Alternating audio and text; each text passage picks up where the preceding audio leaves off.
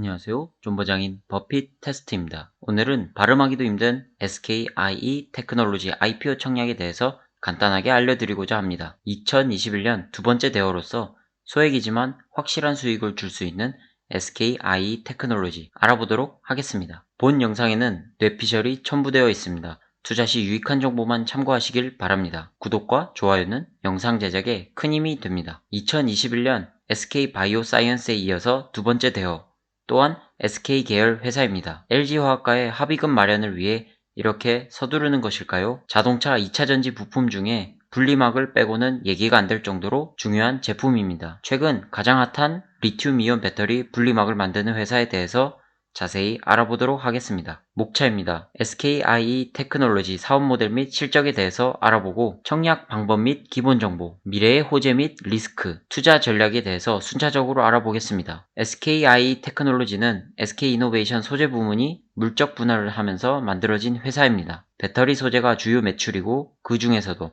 습식 분리막을 만들고 있습니다. 90%의 지분을 SK이노베이션이 소유 중이고 IPO 상장을 하게 되면 61%까지로 하락합니다. 프리미어 슈페리어는 사모펀드로서 10% 프리 IPO 시장에서 3천억 원 정도 투자한 상태인데 예상 수익은 한 7천억 정도 될 거로 예상하고 있습니다. SKI 테크놀로지가 판매하는 제품을 알아보도록 하겠습니다. 첫 번째로 가장 중요한 분리막 사업입니다. 전기차 배터리 5대 요소 중 양극재와 음극재가 만나는 것을 막아 화재 발생을 낮춰주는 분리막 생산을 담당하고 있습니다. 3월달 자료에 따르면 습식과 건식 분리막 중에서 습식 분리막에서 점유율 1위를 달성하였습니다. 습식 분리막이란 화학적인 공정을 거친 분리막으로서 조금 더 고가이며 더 정교하다고 합니다. 습식 분리막은 배터리 원가의 15%를 차지할 정도로 현재 핵심 부품이고 치열한 경쟁 속에서 1위를 차지한 자랑스러운 기업입니다. 두 번째 제품은 FCW입니다. 폴더블 폰에 들어가는 CPI에 하드 코팅을 하여 내구성을 높인 부품입니다. CES 2021에서 혁신상을 받은 이력이 있으며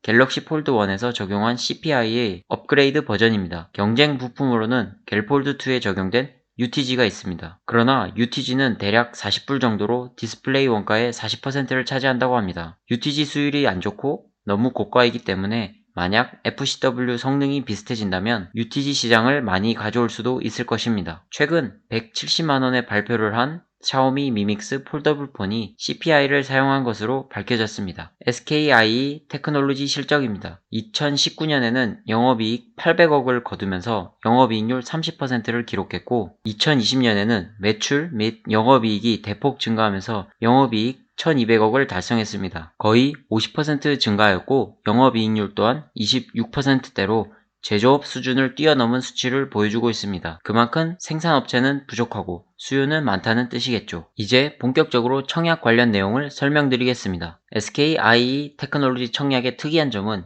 기존에 보지 못한 구주 매출이라는 것입니다. 비율은 약 60% 수준으로 꽤 많은 비율을 차지하며 이것으로 인한 매출은 SK이노베이션으로 자금이 이동하게 됩니다. 구주 매출이 높으면 보통 악재이지만 이 정도 대여 시장에는 큰 무리 없다고 보고 있습니다. SK이노베이션은 배터리 사업을 시작하면서 엄청난 시설 투자로 인해 차입금 규모가 대폭 상승하였습니다. 그렇기에 기업 가치 제고 및 성장 지원으로서 사용할 것이고 배터리 분쟁 합의를 전격으로 이뤄내며 2조 원의 자금이 필요한 것으로 보입니다. 공모가액 밴드는 78,000원에서 105,000원으로 최상단 기준 시가총액이 7.5조로 시작하게 됩니다. 아마도 인기와 관심이 많은 만큼 SK바이오사이언스, SK바이오팜과 같이 최상단부터 시작할 가능성이 매우 높습니다. 공모가액은 기관 투자자들의 수요 예측 이후에 결정나게 됩니다. 또한 현재 수익 기반 지표인 PER 대신 EV/EBITDA 지표를 사용하였습니다. 미래 성장성 있는 회사에 적용을 보통 많이 하면서 SK하이닉스 성과급 기준이었던 지표로서 논란이 많은데요. 설비 감가상각비를 포함시키기 때문에 생산 캐파에 의거한 미래 실적 상승을 반영한다고 볼 수 있습니다. 다른 IPO와 마찬가지로 매우 고평가 상태로 시작할 예정입니다. 공모 일정입니다. 국내 및 해외 기관의 수요 예측 기간이 지나고 4월 26일에 공모가액이 확정이 날 것입니다. 가장 중요한 날은 4월 28일에서 29일로 청약을 신청하는 날입니다. 환불일자는 5월 3일이고 상장일은 아직 미정입니다. 균등 배정으로 바뀌고 나서 많은 증거금이 필요 없기에 개인 투자자들도 공모주 청약에 관심이 많은데요. 구주 매출과 신주 발행을 합쳐서 총 530만 주 정도 일반인들에게 풀릴 텐데 그중 50%는 균등 분배, 50%는 기존과 같은 비례제로 분배합니다. 미래에셋 대우에서 46%의 가장 많은 비율로 배정할 수 있고 SK바이오사이언스 IPO 당시 배정 물량 순서에 따른 배정 수량을 참고하면 위에서부터 아래로 1, 2, 3순위는 최소 한 주 더하기 추첨 한 주는 가능할 것으로 보이고 삼성증권이나 나무증권에서는 못 받을 수도 있습니다. 또한 참고로 한국투자증권이나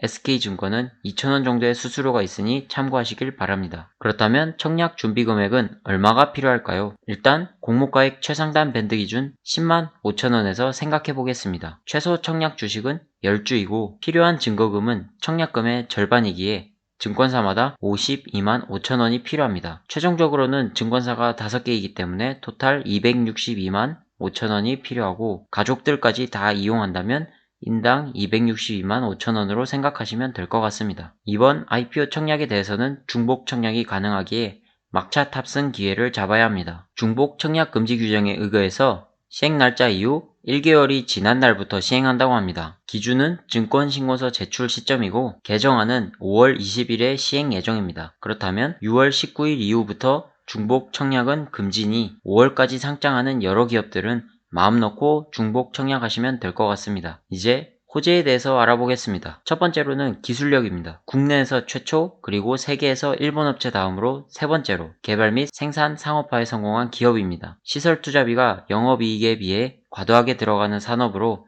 신규 진입이 어려운 특성도 있습니다. 두 번째는 점유율입니다. 2004년에는 일본 아사히 카세이, 도레이 두 업체가 80%를 넘는 시장을 독점하였는데 SKI 테크놀로지가 가세하며 지난 3월 발표 자료에 따르면 26%를 차지하며 1위를 달성했습니다. 하지만 중국의 신생기업이 무섭게 쫓아오고 있기 때문에 그런 리스크도 있습니다. 세 번째 호재는 생산 캐파의 증가입니다. 현재 중국 공장까지 가동이 되면서 8억 미터제곱까지 생산이 증가하였는데 21년 말까지 13억, 24년까지는 27억 미터제곱으로 엄청난 성장세를 보여줄 것입니다. 네 번째로는 시장의 가파른 성장입니다. 항상 성장하는 기업에 투자해야 하는 입장으로서 2023년부터는 공급 부족 현상까지 나타난다고 하니 관심을 기울이면 될 것 같습니다. 마지막으로 최대 큰 이슈였던 LG 에너지 솔루션과 SK 이노베이션 배터리 분쟁이 결국 2조 원의 합의금으로 마무리되었습니다. 주요 고객을 지킬 수 있는 SKIE 테크놀로지는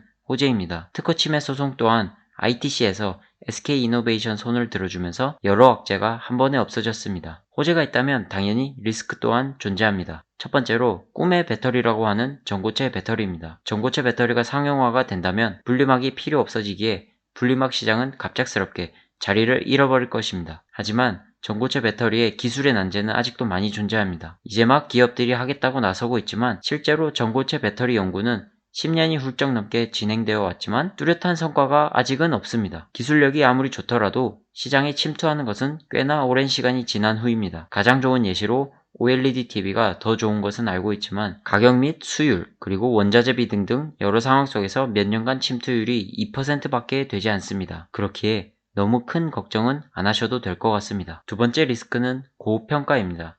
10만 5천원 기준 PER은 85입니다. 2차전지 관련주 비교 PER과 비교하더라도 높은 편입니다. 하지만 상장 주식이기에 관심과 돈이 몰린다면 오를 수밖에 없고 매도 시점이 가장 중요합니다. 마지막 리스크입니다. FCW, CES 혁신상까지 받은 제품으로 UTG로 대체될 수 있다는 위험이 존재합니다. 확실한 내구성을 겸비한다면 UTG 시장을 뺏어버리면서 폭발적인 성장도 가능할 것 같습니다. 이제 투자 전략입니다. 최근에 IPO 청약을 실시한 대표 3개 기업 차트를 보겠습니다. SK바이오팜, 빅히트, SK바이오사이언스. 공통점이 혹시 보이시나요? 3개 기업 모두 대어로 평가받으면서 성공적으로 IPO를 마무리하고 따상까지 이뤄내며 용돈벌이를 도와줬던 기업들입니다. 하지만 최근 추세는 고평가 상태에서 시작하여 초기 따상 이후 고점에서 엄청난 하락을 보여줍니다. 그렇기에 상한가를 못 치거나 풀리면 매도 전략이 맞을 것 같습니다. 만약 따상이 성공한다면 SK 이노베이션 시총에 근접하는 19.5조를 달성하게 됩니다. 이러한 점을 볼 때 따상이 사실은 힘들 수도 있습니다. 아니라면 상장하는 날 피뢰침을 형성할 수도 있습니다. 시장 상황을 지속적으로 체크하며 매도세가 늘어난다면 바로 매도하셔도 좋은 전략으로 보입니다. 오늘은